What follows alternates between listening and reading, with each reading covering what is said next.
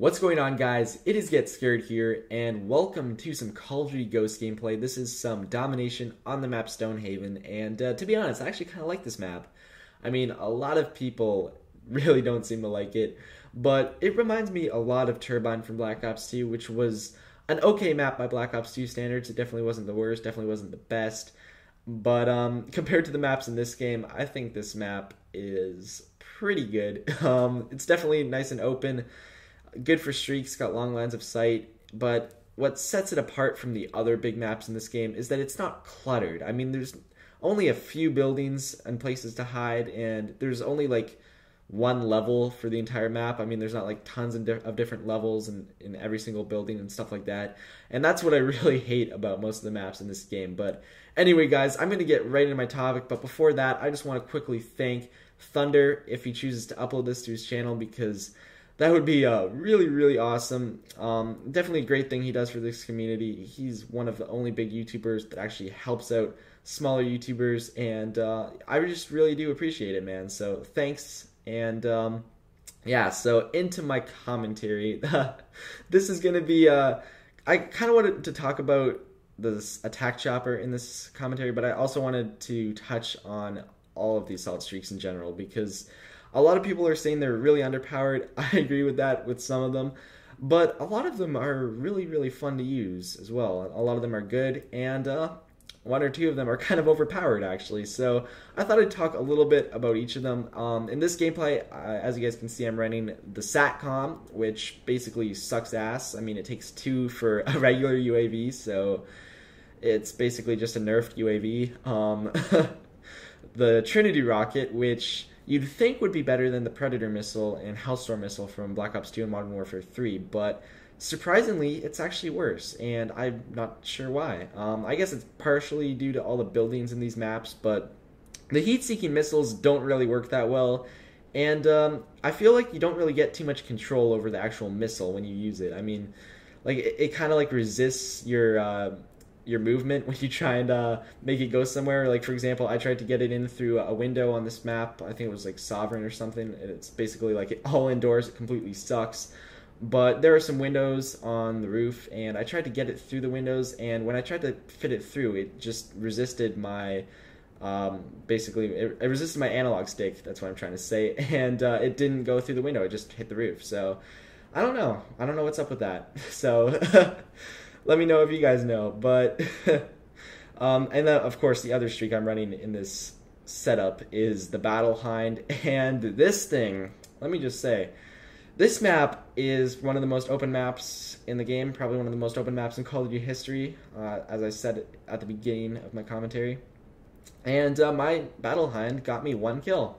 1 kill on the most open map in the game. And I was really, really surprised, and yeah, I wasn't really pissed off. I was more just surprised, like in awe of the fact that it didn't get more kills, because I've actually gotten Battle Hinds on other maps. I think it was Overlord, which has a fair amount of buildings to hide in, actually, and my Battle Hind got like 5 kills or something, so it just really, really surprised me. And it wasn't that like they were shooting down my Battle Hind or anything, and I believe there were actually a full team of enemies in the game as well. Like, it wasn't just like one guy.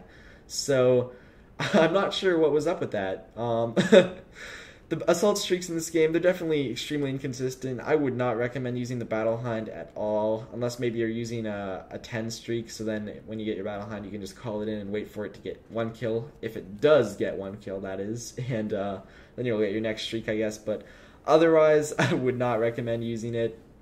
Maybe there's just a curse with this map, because I've actually gotten it a few times on this map now, and I don't know, it hasn't done anything. It really hasn't. I'm not lying to you guys. So I just have no idea what's going on there. Maybe it's just the size of the map. The Battle Hind is like moving from one area, and then all of the people in that area get shot by my teammates, and then it moves back or something. I don't even know. But yeah, the other assault streaks in this game, they all seem pretty balanced. I mean, I really like the Juggernaut Maniac. Thunder obviously does too. He's been posting a lot of videos on that. I'm sure you guys have seen those.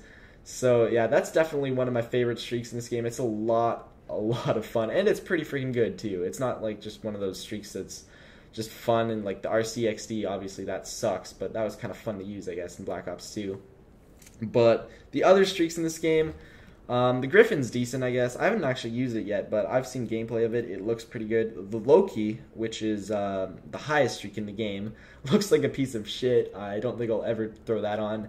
The Helo Pilot, as far as I know, that's pretty good as well. I've used it a couple times. It doesn't get that many kills, but I'm guessing that's just because of the shitty-ass maps. I'm sure if you used it on a map like this, Stonehaven, it would be pretty good.